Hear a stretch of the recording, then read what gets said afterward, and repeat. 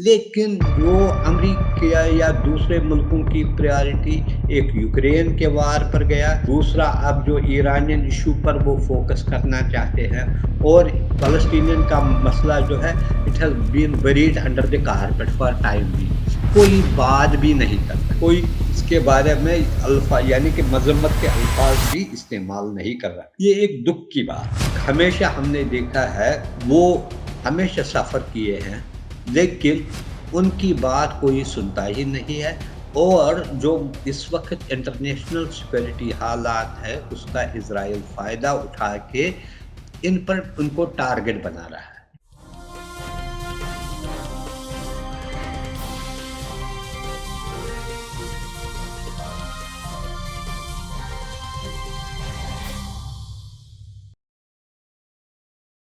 Hello, नमस्कार, आदाब, सत श्री अकाल और अस्सलाम वालेकुम। मैं हूं मोहम्मद अहमद काज़मी लेकर आया हूं आपका पसंदीदा कार्यक्रम आपके रूबरू। इस कार्यक्रम में हम आपको कुछ जानकार लोगों से मिलवाते हैं और अहम खबरों पर चर्चा करते हैं। मीडिया स्टार वर्ल्ड चूँकि इंटरनेशनल खबरों को बहुत ही रेगुलर आप तक पहुँचा रहा है। मैं आगे बढ़ने से पहले अपने मेहमान से मुलाकात कराऊँ, इससे पहले 1-2 खबरें आपको बता दूँ मुख्तसर। वो ये कि ईरान में शिराज़ जो तेहरान से साउथ में तकरीबन 920 किलोमीटर दूर है, वहाँ एक मज़हबी मुकाम है। इमाम मूसा काज़िम के बेटे अहमद का एक मकबरा है। वहाँ लोग ज़ियारत के लिए जाते हैं। कल शाम मग़रिब की नमाज़ से पहले वहाँ दहशतगर्दाना हमला हुआ। 4 लोगों ने गोलियाँ चलाईं और उसमें तकरीबन 1 दर्जन लोग मारे गए हैं और उससे ज़्यादा ज़ख्मी हुए हैं। एक तो ये बहुत ही बड़ी खबर इसलिए है कि इस वक़्त एक तो महसा अमीनी के इंतकाल के बाद में मुल्क भर में जो प्रोटेस्ट हो रहे हैं, वो अभी सिलसिला नहीं रुका है। इसके अलावा वेस्ट बैंक में हालात बहुत ही गर्म हैं और उसमें ईरान बार-बार इज़राइल के खिलाफ पूरी दुनिया को इकट्ठा होकर के कार्रवाई करने की बात करता रहता है। अभी ताज़ा बयान था और इस हमले के बाद में ईरान के सदर इब्राहिम रईसी ने कहा है कि ये इसका जवाब ज़रूर दिया जाएगा। ये एक बड़ी खबर है। दूसरी खबर ईरान से ही है। महसा अमीनी का जो होम टाउन साक़ेज़ जो ईरान के कुर्दिस्तान में है, वहाँ कल चेहलुम के मौके पर पुलिस से टकराव हुआ और इसमें काफ़ी लोग ज़ख्मी होने की खबर है। इसके अलावा पुतिन ने अभी हाल ही में न्यूक्लियर फोर्सेस की एक एक्सरसाइज़ हुई है, उसको उन्होंने देखा है और सऊदी अमेरिका ताल्लुकात के सिलसिले में भी बात करेंगे। इन सब इश्यूज़ पर बात करने के लिए मेरे साथ इस वक़्त ख़ास मेहमान हैं, सीनियर जर्नलिस्ट शेख मंजूर साहब। वो बताएँगे कि आखिर इन वाक़यात को किस तरह से देख रहे हैं। शेख मंजूर साहब, वेलकम है आपका, मीडिया स्टार वर्ल्ड को आपने वक़्त दिया। Thank you. अ, आप ये बताइए कि ये एक साथ कई वाक़यात हुए हैं ईरान में, ये बहुत बड़ा हमला है और बहुत लंबे अरसे के बाद इस किस्म का एक वाक़या हुआ है। आप इसको किस तरह से देख रहे हैं? जबकि वेस्ट बैंक और सारे हालात जो हैं वो काफ़ी गर्म हैं इस इलाके में। देखिए, अगर आप उसको देखा जाएगा, इस वक़्त यूएस और उसके जो एलाइज़ हैं, इनको लगता है जो ईरानियन रिजीम है, इसको डिसलॉज करने के लिए बेस्ट मौका है और ये ईरानियन लीडरशिप के लिए भी एक बहुत बड़ा चैलेंज है, जिससे उनको ओवरकम करना पड़ेगा।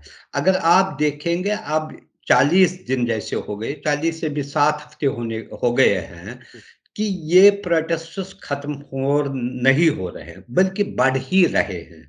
हालाँकि ईरानियन इंटीरियर मिनिस्टर ने बार-बार कहा कि हम उस पर काबू पाएँगे। ओवर एंड अबव दैट, जो कल शिराज़ में एक रिलीजियस प्लेस पर दो धमाका हुआ है, जिसकी शायद इस्लामिक स्टेट ने रिस्पॉन्सिबिलिटी भी ली है। उसमें 15 लोगों की जानें गई और दर्जनों जो ज़ख्मी हो गए। ये भी लगता है इस लार्जर जो प्लान का एक हिस्सा है। हुँ, हुँ। अगर आप देखेंगे, जब से ईरानियन रिवॉल्यूशन आया, ईरानियन हुकूमत को, वहाँ की लीडरशिप को बहुत बड़े चैलेंजेस का सामना करना पड़ा है। एक तरफ सैंक्शंस लगे, दूसरे तरफ बहुत सारे इकोनॉमिक सिचुएशन खराब होने लगी, जिसकी वजह से वहाँ पर कई बार प्रोटेस्ट्स भी हुए, फिर ईरानियन न्यूक्लियर डील का मसला आया, लेकिन अभी तक इन मसाइल को वहाँ की हुकूमत ने सँभाला। किसी हद तक उनको सँभाला भी है, हालाँकि इकोनॉमिक जो प्रॉब्लम्स है वो पर्सिस्ट रहे, डिस्पाइट दैट उनको सँभाला। तो लेकिन अब की बार लगता है कि जैसे पहले भी इन्होंने कहा, यूएस और उसके एलाइज़ ने कहा, वो समझते हैं जो ये अमीनी का मौका आया है, वो समझते हैं ये उनके लिए अपॉर्च्युनिटी है, वहाँ की हुकूमत के लिए वो प्रॉब्लम्स खड़ा करना चाहते हैं। यहाँ एक बात तो तय हो गई है विद इन द कंट्री, जो एंटी रेवोल्यूशन है, इस्लामिक रेवोल्यूशन, उनकी तादाद भी बहुत बड़ी है। वो कोशिश कर रहे हैं इस इस्लामिक रेवोल्यूशन को खिलाफ, वो समझते हैं यही मौका है उनको भी खड़ा होने के लिए, ताकि प्रॉब्लम शुरू करें। ये बार-बार मैंने पहले भी कहा, जब जो न्यूक्लियर साइंटिस्ट है उसको हलाक किया गया, उस वक़्त भी हमने कहा विद इन दिस सिस्टम कुछ ना कुछ है, हुँ। जो पूरी तरीके से जो एंटी ईरानियन एलिमेंट्स है, वो उसको काबू करने, डिटेक्ट करने में, आइडेंटिफ़ाई करने में, उनको टेम करने में पूरी तरीके से कामयाब नहीं हो रहे हैं। और आप देखिए ये प्रोटेस्ट है, एक सिटी के बाद दूसरे सिटीज़ में भी जा रहा है। हालाँकि अगर उसमें कम ही तादाद में, लेकिन बोल्डली इस पर मुज़ाहिरा करना, औरतों का करना, जवानों का करना, या इसमें दूसरे जो एलिमेंट्स है, वो दिखा रहा है कहीं न कहीं वीकनेसेस है, गवर्नमेंट को इसको सही तरीके से हैंडल करने की ज़रूरत है। वरना वेस्ट और इस वक़्त सारा कुछ इन्वेस्ट किए हुए हैं कि किस तरीके से हुकूमत के खिलाफ एक मोर्चा बने, ताकि इसको बाँध के रखे, उनके खिलाफ जो इसमें इज़राइल का भी हाथ है, यूएस के अलावा जो नेबरिंग कंट्रीज़ है, शायद वो भी इसमें अपने हिस्सेदारी का हिस्सा अदा कर रहे हैं। इसलिए हुकूमत को चाहिए कि बहुत वो संजीदगी से इस मसले को हल करने के लिए कोशिश करे, ताकि आइंदा भी इस किस्म के प्रोटेस्ट्स ना हो। अच्छा, अभी 2 दिन पहले खबर थी ईरान से कि मोसाद के कुछ 10 एजेंटों को उन्होंने गिरफ्तार किया है। इससे अलावा उन्होंने कल ही ऐलान किया था कि यूरोपियन यूनियन में के मुल्कों में बहुत सी ऐसी ऑर्गेनाइजेशंस हैं, जो ईरान के खिलाफ काम करती हैं, उन पर पाबंदियाँ लगाईं, कुछ उनके ऑफिशियल्स के खिलाफ भी पाबंदियाँ लगाईं। तो क्या लगता है, चूँकि हमें याद है कि जब अब से पहले ईरान में कुछ हमले हुए, तो ईरान ने अर्बिल में मोसाद के एक बड़े अड्डे पर हमला किया, या अमेरिका के खिलाफ हमले बढ़े इराक के अंदर। आपको इसके बाद जो रिएक्शन की तरफ इशारा दिया है प्रेसिडेंट इब्राहिम रईसी ने, आपको क्या लगता है कि ये किस हद तक क्या कुछ हो सकता है? ये आप इसमें क्या महसूस करते हैं? क्या देखिए, लगता है? मेरी इसमें एक बात मैं क्लियरली कहता हूँ। उनका वहाँ पर मौजूद होना ही मोसाद के एजेंट्स पर, गोया वो इन्फिल्ट्रेट हुए, पेनिट्रेट हुए हैं सोसाइटी में।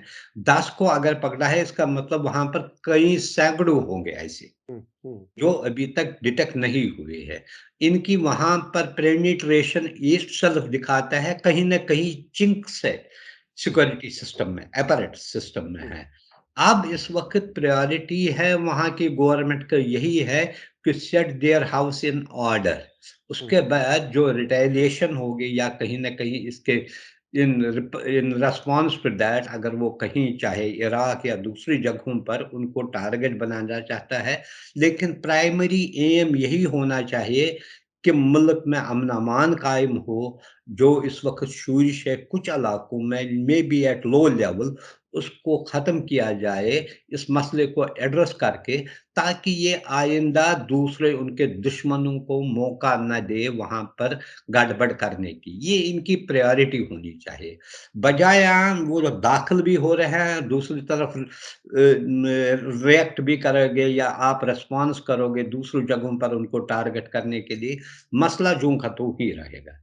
पहले आप अपना सिस्टम इतना टाइट सिक्योरिटी में हिसाब से इतना फूल प्रूफ बनाओ कि आइंदा इस किस्म की जो हरकतें जो बैरूनी ममालिक कर रहे हैं या उनके एजेंसीज़ कर रहे हैं, इनको अपने प्लान जो बनाते हैं वो उनको कामयाब ना होने दिया जाए। तो nip the evil in the bud, पहले ये ज़रूरत है। अगर विदिन दिस सिस्टम कोई कमज़ोरी रही है, तो ये आइंदा भी उसका फ़ायदा दूसरे लोग, दूसरी ताकतें उठाएँगे और इस पर ही वो उनको बाँध के रखेंगे। बेहतर यही है कि सारा जो है ओवरहॉल करें अपने सिक्योरिटी सिस्टम, इसमें देखेंगे कहाँ पर वीकनेसेस है, क्या-क्या जो है जो उनको करना, अगर इसके लिए उनको कॉम्प्रिहेंसिव प्लान भी बनाना पड़ेगा। बी इट फॉर कैसे जो एलिमेंट्स है उनको कैसे एड्रेस किया जाए थ्रू, उनको भी मेन स्ट्रीम में लाने की ज़रूरत है या दूसरे तरीके से उनको कैसे एड्रेस किया जाए, ये इस वक़्त प्रायोरिटी होनी चाहिए। ना कि आप अपना थिएटर इस वक़्त को बढ़ाने की ज़रूरत नहीं है। अच्छा, अब थिएटर बढ़ाने की ज़रूरत नहीं है, उस पर अभी पिछले दिनों एक बयान भी आया था कि ये 2 किस्म के प्रोटेस्टर्स हैं, एक तो वो जो इंस्टिगेट करते हैं और एक वो जो वक़्ती तौर पर जज़्बात में सड़कों पर आ गए, इसमें फ़र्क करें, ऐसा वहाँ की सरकार ने कहा था। अभी मैं जो समझना चाहता हूँ वो ये कि इस वक़्त टाइमिंग बहुत ही इम्पोर्टेंट है, वेस्ट बैंक में रेज़िस्टेंस बढ़ रहा है। अभी 2 दिन पहले इज़राइल ने जेनिन में 6 हाँ, लोगों को 6 लोगों को 6 शहीद लोगों किया। को हलाक किया है, मारा है और अ, बाकायदा इंटरनेशनल लेवल पर जिस तरह से इज़राइल ईरान न्यूक्लियर डील को रोकने के लिए मुसलसल कोशिश करता रहा है, जो इस वक़्त बज़ाहिर कामयाब नज़र आ रहा है, क्या उससे इसको किस तरह से कनेक्ट करेंगे? ईरान के अंदर के वाक़यात को और वेस्ट बैंक और इज़राइल की पॉलिसी देखिए, को? अगर आप देखेंगे पैलेस्टाइन का जो इश्यू है, अभी मैं आज ही पढ़ रहा था, इस साल 161 पैलेस्टीनियंस मारे गए और अगस्त से खासकर वेस्ट बैंक में जो उन्होंने सर्च ऑपरेशन शुरू किए, टारगेट्स की शुरू किए गए। ये जो नया मामला जो आप कहते हैं नाब्लूस में पेश आया, जहाँ पर 6 को हलाक किया और दर्जनों उसमें ज़ख्मी भी हो गए। हाँ। ये कंटिन्यूअसली अब गाज़ा के बाद अब वेस्ट बैंक में ये शिफ्ट कर रहे हैं अपना फ़ोकस और वहाँ पर हर तरह के ज़ुल्म, हालाँकि आज एम्नेस्टी इंटरनेशनल ने इस पर भी डिमांड की कि उनको वार क्राइम्स के लिए इनको यानी कि they should stand trial for war crimes. लेकिन जो अमेरिका या दूसरे मुल्कों की प्रायोरिटी, एक यूक्रेन के वार पर गया, दूसरा अब जो ईरानियन इश्यू पर वो फोकस करना चाहते हैं और पैलेस्टीनियन का मसला जो है, it has been buried under the carpet for time being. कोई बात भी नहीं करता, हुँ, कोई इसके बारे में अल्फ़ा यानी कि मज़म्मत के अल्फ़ाज़ भी इस्तेमाल नहीं कर रहा। ये एक दुःख की बात है। हमेशा हमने देखा है, वो हमेशा सफ़र किए हैं, लेकिन उनकी बात कोई सुनता ही नहीं है और जो इस वक़्त इंटरनेशनल सिक्योरिटी हालात है, उसका इज़राइल फ़ायदा उठा के इन पर उनको टारगेट बना रहा है।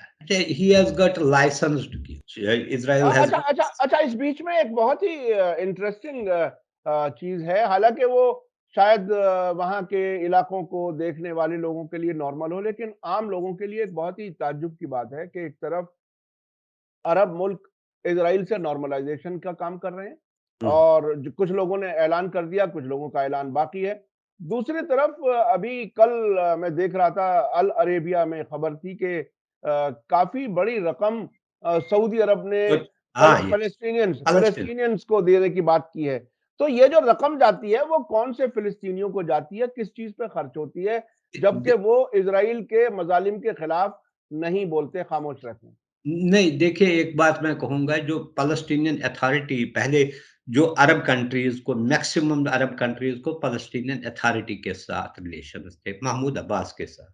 इनको इनमें से कुछ ही कंट्रीज़ जिसमें हम जैसे कतर का है, वो कुछ लेवल पर रखा था इजिप्ट ने इस वजह से कि वो कभी-कभी नेगोशिएट भी कर रहा था, मीडिएट भी करता था इनमें रिज़ॉल्व करने के लिए डिफरेंसेस, वो रखा है। या टर्की रखा है इसमें। बाकी जो मैक्सिमम अरब कंट्रीज़ उनको पैलेस्टीनियन अथॉरिटी के साथ ही ताल्लुकात, लेकिन वो ताल्लुकात भी जब ये जो एग्रीमेंट हुआ, अब्राहमिक एग्रीमेंट हुआ, उसके बाद उसमें भी दूरियाँ आ गई थी। लेकिन आपने जो देखा पिछले कई महीनों से जो सऊदी अरब में पॉलिटिकल चेंजेज़ आ रहे हैं, उनके जो व्यूज़ चेंज हो रहे हैं रिगार्डिंग वेस्ट, खासकर अमेरिका के तय, या उन्होंने पिछले 1 साल से जो लग रहा था वो रिकॉग्नाइज़ करेंगे, वो मसला भी उन्होंने फ़िलहाल हाशिए में डाल दिया है। इस वजह से वो अगेन ये कोशिश कर रहे हैं, ये जो इसका जो एड है, इसका मैक्सिमम जो एड है, वो पैलेस्टीनियन अथॉरिटीज़ को ही जाएगा। हो सकता है ह्यूमैनिटेरियन हिस्सा इसमें जो भी कुछ हो, इसका कुछ हिस्सा गाज़ा को मिलेगा, लेकिन मुझे लगता है मैक्सिमम इसका फ़ायदा उन्हीं को, चूँकि वहाँ की गवर्नमेंट को चलाने में बहुत सारे अरब कंट्रीज़ मदद भी कर रहे थे। हालाँकि उनको इज़राइल से भी कुछ टैक्सेस के ज़रिए और कुछ आते थे उनकी बजट में, लेकिन जो उनको बेसिक रिक्वायरमेंट वो यही करते थे। अच्छा, मई कतर टैक्स 2021। जी, जी, कतर मई इसमें 2000। हाँ, आप अपनी बात पूरी कर लें। कतर इसमें मैक्सिमम हमास को देता था। हुँ, फाइनेंशियल जी, असिस्टेंस, जी। क्योंकि वहाँ पर भी एक बड़ी आबादी है, उनको स्कूल्स, हॉस्पिटल्स बनाने में, रिबिल्ड करने में, रन करने में उनकी बहुत मदद कर रहा था, अलॉन्ग विद टर्की, और ईरान भी जो कर रहा था उनके लिए सबसे ज़्यादा मदद वही 3-4 कंट्रीज़ कर रहे थे। हुँ। शेख साहब, अभी जो मई 2021 में जंग हुई थी गाज़ा के हाँ, साथ इज़राइल की, हाँ। उसके बाद इज़राइल ने ये बात मीडिया में भी कही और अमेरिका में जाकर के भी बात कही कि फ़िलिस्तीनी अथॉरिटी का मज़बूत करना बहुत ज़रूरी है। तो क्या ये जो अरब मुल्क सऊदी अरब जैसे हैं, वो फ़िलिस्तीनी अथॉरिटी यानी महमूद अब्बास को इज़राइल के कंसेंट से ही तो पैसा देते होंगे, जबकि इज़राइल खुद कह रहा है कि इसका मजबूत होना ज़रूरी है, चूँकि वो हमास को मजबूत होता हुआ नहीं देखना चाहते। देखिए, ये I don't believe in it, इस वजह से नहीं बिलीव कर रहा हूँ क्योंकि इज़राइल किसी भी तरीके से, पहले उनका ये सही है, उनका सबसे बड़ा टारगेट हमास है। लेकिन वो ये भी नहीं चाहते हैं कि पैलेस्टीनियन अथॉरिटी जिसका कंट्रोल वेस्ट बैंक में है, वो चाहते हैं अगर उसमें से भी कुछ हिस्सा उनको मिलेगा इस मिली में, इस जो कियोस्क है वर्ल्ड में, जो कियोस्क चल रहा है, इसमें वो अगर अपना हिस्सा लेंगे, कुछ इसमें डिमोलिशन कर रहे हैं, न्यू सेटलमेंट्स कर रहे हैं, उसमें से बनेगा वहाँ ज़्यादा तो वेस्ट बैंक में ही बनेगा, वो तो हमास में तो नहीं बनेगा ना। जो कुछ वो एनक्रोचमेंट कर रहे हैं, वो वेस्ट बैंक के एरियाज़ में करते हैं। वहाँ मकानों को मुनहदम करते हैं, वहाँ अपनी कॉलोनीज़ को बढ़ाना चाहते हैं। वो इससे दरेग नहीं करेंगे। उसमें उसमें मैं कई रिपोर्टें ऐसी भी आती रही हैं कि वेस्ट बैंक में महमूद अब्बास की फ़िलिस्तीनी अथॉरिटी की पुलिस खुद इज़राइल के साथ तालमेल करके हमास के लोगों को या इस्लामिक जिहाद के लोगों को बाकायदा गिरफ्तार तक भी करती है। तो ये खुद एक तरह से फ़िलिस्तीनी कॉज़ के खिलाफ ही तो ये ये ये आपने सही कहा है। इसमें पहले से ही चूँकि वो अपना कंट्रोल जो है, तो ये जो है अल-फतह ग्रुप जो है, वो इतना पावरफुल नहीं रहा है गाज़ा स्ट्रिप में, जितना इसका area of influence West Bank में था। लेकिन धीरे-धीरे वहाँ से भी उनका जो है वीक होने लगा है। एक तो वीक लीडरशिप, महमूद अब्बास भी अब बहुत एज्ड है। और नया कोई सिस्टम भी नहीं है, और पिछले 4-5 साल में उनको भी यानी कि साइडलाइन किया गया। उनको को भी कोई पूछने वाला नहीं था। जो भी पहले वो जाते थे अमेरिका या अरब कंट्रीज़ जाते थे, उनकी पज़ीराई होती थी कि उस पर, वो भी उस लिहाज़ से उनका ख़त्म ही हो गया, यानी कि इमेज ख़त्म हो गई। हाल ही में अभी एक आध कंट्री गए, लेकिन वो नहीं रही, उसकी रेलेवेंस नहीं रही। इसलिए वो ये कोशिश करते हैं अगर हमास और दूसरे ग्रुप्स की वहाँ पर यानी कि इन्फ्लुएंस बढ़ जाएगा, तो आइंदा जो सक्सेसर होगा महमूद अब्बास का, उसके लिए ये बड़ा चैलेंज है। चूँकि हुँ, महमूद अब्बास अब कई दहाई वहाँ पर रहा और वो यासिर अरफ़ात के ज़माने में भी बहुत इम्पोर्टेंट पोज़ीशन होल्ड कर रहा था। इसलिए दूसरे के लिए ये बहुत प्रॉब्लम रहेगी। तो वो इस खौफ़ से ये हकीकत है ऐसे रिपोर्ट्स कई बार आए हैं, वो कोलैबोरेट करके जो उनको लगता है पैलेस्टीनियन अथॉरिटी के खिलाफ जो ग्रुप्स है, चाहे इसमें हमास के भी कुछ लोग मौजूद हैं, वो उनको कोशिश करते हैं, उनको वहाँ से साइडलाइन करने के लिए, उसके लिए वो कोऑपरेट इज़राइली फ़ोर्सेस के साथ भी करते हैं। हुँ, हुँ। अच्छा, अब चलते हैं सऊदी अरब और अमेरिका के ताल्लुकात के बारे में। वहाँ की सऊदी अरब की एम्बेसडर जो अमेरिका में है, उन्होंने कुछ बातें कही हैं। क्या आपको अब क्या लगता है कि अमेरिका और सऊदी अरब के ताल्लुकात किस तरफ जा रहे हैं? क्या कुछ है? हालाँकि इस पर हमारी पहले भी बात हुई है, लेकिन अब आपको क्या लगता है? देखिए, अभी रिसेंटली यूएस ने एक पेपर निकाला अबाउट जो इसके स्ट्रैटेजिक पार्टनर्स हैं। इसमें पहली बार सऊदी अरब का नाम ड्रॉप किया गया।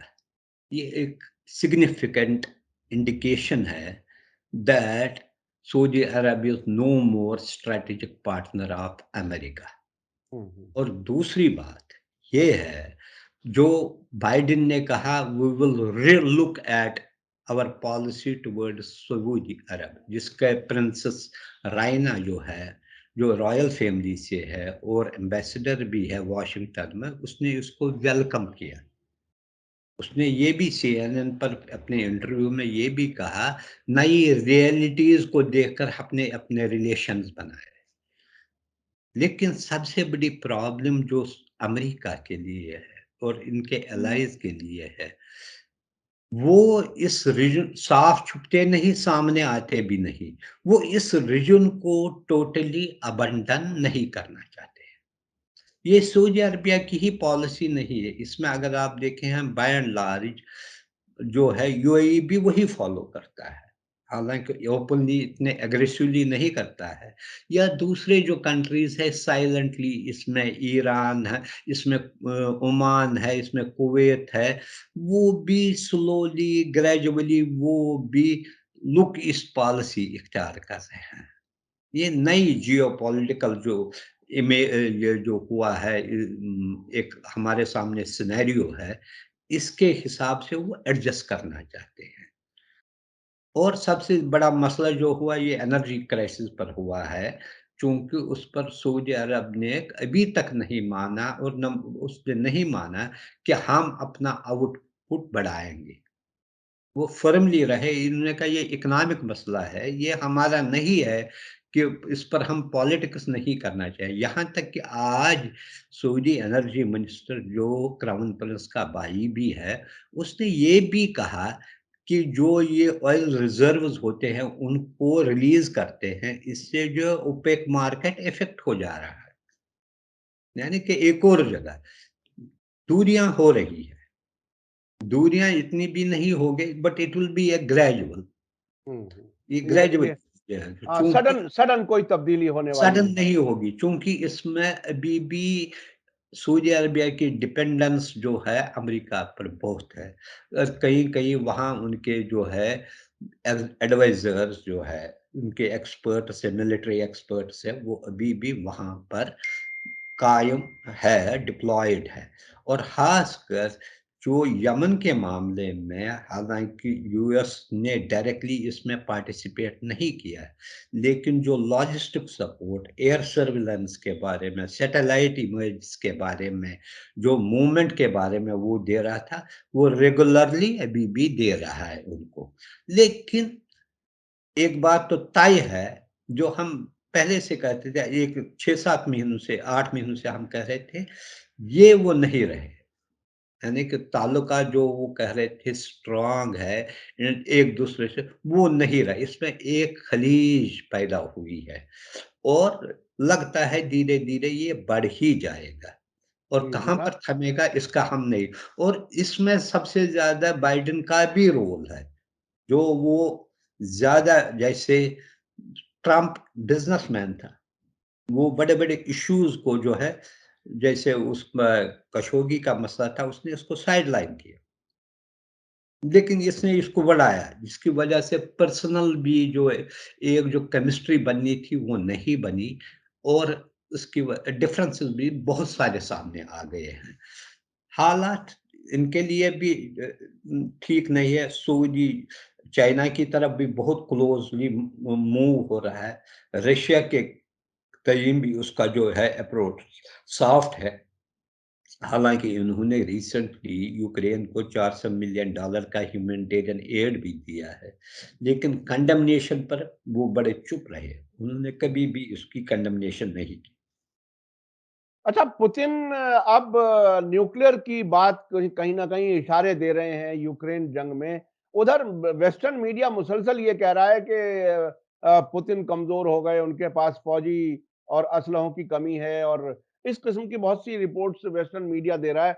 आप कितना उस पर यकीन कर रहे हैं या किस हद तक क्या लगता है आपको? अभी क्या देखिए वाक़ईन पुतिन कमज़ोर हो रहे हैं? देखिए, पुतिन कमज़ोर हो गए हैं या नहीं, लेकिन पुतिन जो चाहेगा वही होगा। अगर ऐसी बात होती, वो होगा उसके चूँकि आर्म्स एम्यूनिशन अब तो बहुत टाइम भी हुआ है। हालाँकि एक न्यूज़ ये भी आई है कि पुतिन ने ईरान से 2000 के करीब जो है ड्रोन्स की यानी कि माँग की है, उनको खरीदने की बात क्योंकि ईरानियन ड्रोन्स कहते हैं बहुत इफ़ेक्टिव रहे यूक्रेनियन वार में। अगर अब देखा जाएगा ईरान भी इस वार का एक बहुत बड़ा हिस्सा बन गया है। जैसे हुँ, ज़ेलेंस्की कहता है या यूरोपियन कंट्रीज़ कहते हैं, उनके ड्रोन्स ने उनकी पुतिन अब नई गेम खेला, वो it's a war of nerves. हुँ, उसने इनके इलेक्ट्रिसिटी के जो भी प्लांट्स है, उसमें 40 टू 45% प्लांट्स को डिस्ट्रॉय किया है। हुँ। और जो वहाँ पर पावर क्राइसिस है, एनर्जी क्राइसिस है, उसका हालत आपने देखा उसकी वजह से ब्रिटेन में भी पिछले 50 दिन के अंदर 2 गवर्नमेंटें गई। हुँ, हुँ, हुँ। इसमें यूक्रेन वार का भी बड़ा कंट्रीब्यूशन है। चूँकि खुद ही उनकी हालत ख़राब थी, उस पर उनको बड़ी बहुत पैसे देने पड़ेंगे आर्म्स एम्यूनिशन के फ़ॉर्म में, एड के फ़ॉर्म में यूक्रेन को देने पड़ेगा, जिसका मज़ीद बर्डन जो है ब्रिटेन पर पड़ गया और हालात यहाँ तक पहुँचे कि उनका इकोनॉमी इस वक़्त मेस में है। हुँ, हुँ, अब ये ईरान भी यूक्रेन वार में एक बड़े प्लेयर के तौर पर उभर रहा है। हुँ, हुँ। अ, वार कैसे खत्म होगा? वार खत्म होने का नहीं कोई भी नहीं था। हर दिन ऐसे ही उन्होंने कहा न्यूक्लियर पर जो है कहा मैं ड्रिल्स करूँगा, कुछ ऐसा ही उन्होंने कहा है। लेकिन क्या कोई कोई चैनल है, कोई कंट्री है, जो इसको कहीं न कहीं इस वार को रोकने में कोई कदम उठाए? कुछ नहीं हो रहा है। वो एक तरफ वो उसको यूक्रेन को आर्म्स एम्यूनिशन सप्लाई कर रहे हैं, पैसे सप्लाई कर रहे हैं, ताकि आप लड़ो इनके खिलाफ, इसको कमज़ोर करो। दूसरी तरफ वो भी अपनी प्रेस्टीज को बचाने के लिए वो भी कुछ भी करने को तैयार है। उसने क्लियरली कहा, मुझे मत ज़्यादा छेड़ो, जितना आप मुझे छेड़ोगे इतना आपके लिए खतरा है। उसने एक ही बार जब उसका नया जनरल जो उसने यूक्रेन में के लिए अपॉइंट किया है। उसके बाद उन्होंने जो सारे जो है टारगेट्स उन चीज़ों को बनाए यूक्रेन की के दारुल-खुलाफा पर बारिश की मिसाइलों की। फर्दर जो बीच में थम गया था, लोग वापस आ गए थे, वो फिर वही शेल्टर्स में गए, वापस कुछ भागने लगे हैं। उसने क्लियरली वो इनको किसी भी रंग से राहत देने को तैयार नहीं है। अच्छा, हालाँकि ज़ेलेंस्की ज़ेलेंस्की को इज़राइल से बड़ी शिकायत है। हालाँकि वो इज़राइल के अलावा पहला और शायद आखिरी मुल्क है जिसका प्रेज़िडेंट और प्राइम मिनिस्टर दोनों यहूदी हैं। वो ये कहता है देखिए कि आप हमें मदद नहीं कर रहे, देखिए, उसे उन्होंने कुछ माँगा था उनसे आर्म्स एम्यूनिशन। पहले इज़राइल ने विलिंगनेस दिखाई है, लेकिन बाद में उन्होंने कहा we are not going to supply them this arms. इसके लिए शायद ये भी एक तरीका है तो उनको ये मुफ़्त ही देना पड़ता है। हुँ, हुँ, क्योंकि ज़ेलेंस्की के पास कोई पैसा नहीं है इस वक़्त जो वो आर्म्स एम्यूनिशन या कोई थर्ड कंट्री देती है इसकी वजह से। ये भी एक रीज़न हो सकता है। वरना मुझे लगता था वो ये मदद करते इसको किसी न किसी तरीके से मदद करते। शिकायत यही है कि उन्होंने टाइमली जो उनसे माँगे थे ताकि उसकी सिक्योरिटी जो है स्ट्रेंथन हो जाएगा मिलिट्री सिस्टम, उसमें उन्होंने मदद नहीं की। अच्छा, आखिरी सवाल। ब्रिटेन में ऋषि सुनक के प्राइम मिनिस्टर बनने पर भारत में बहुत खुशियां मनाई गईं। ये खुशी सिर्फ भारत के ओरिजिन होने की वजह या हिंदू होने की वजह? क्या आपको क्या लगता है? देखिए, एक चीज़ है, सबसे पहली बात ये है, जब भी कोई किसी मुल्क का प्राइम मिनिस्टर बनता है या मिनिस्टर बनता है, वो उस मुल्क के मफ़ाद के लिए काम करता है। चाहे वो एक एक्स ऑरिजिन के हो या वाई ऑरिजिन का हो। हुँ, हुँ, उसको वही कसौटी पर उसी वक़्त परखा जा रहा है, weather he is serving the interest of his country और जहाँ के वो ऑरिजिन का है। हुँ, ये एक अच्छी बात है, इतने इससे पहले भी अगर आपने देखा मॉरिशस में शिवसागर राम गुलाम या वही सूरीनाम दूसरी जगह इंडियन ऑरिजिन के लिए बने हैं।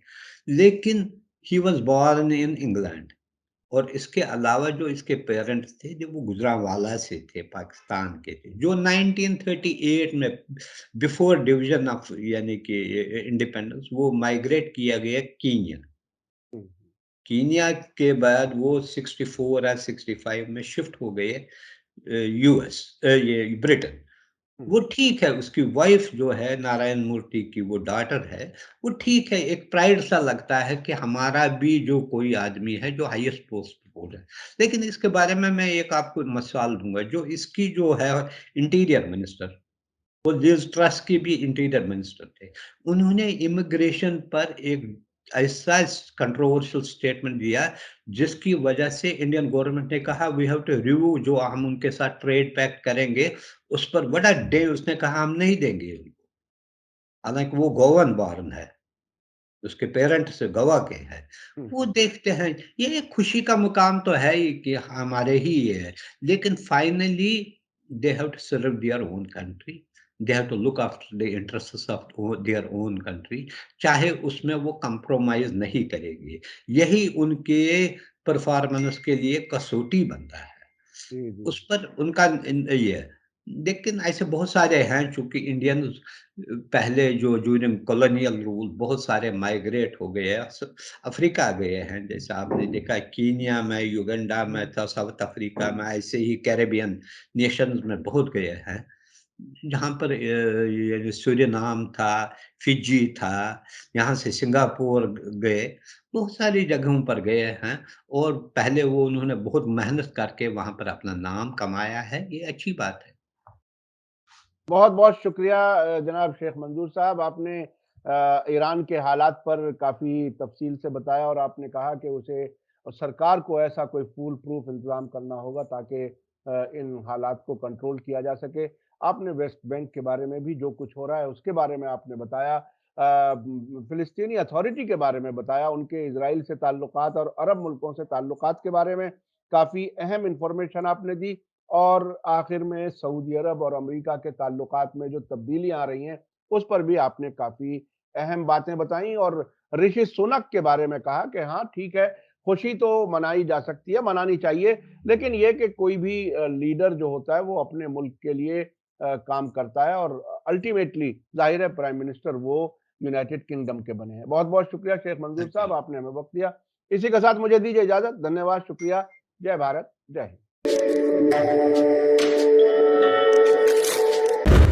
मीडिया स्टार वर्ल्ड के और वीडियो देखने के लिए हमारे चैनल को सब्सक्राइब करें और सीधे नोटिफिकेशन पाने के लिए बेल आइकन दबाएं। और अगर हमारी खबर सच्ची और अच्छी लगे तो अपने व्हाट्सएप, इंस्टाग्राम, फेसबुक और ट्विटर अकाउंट पर ज़रूर शेयर करें।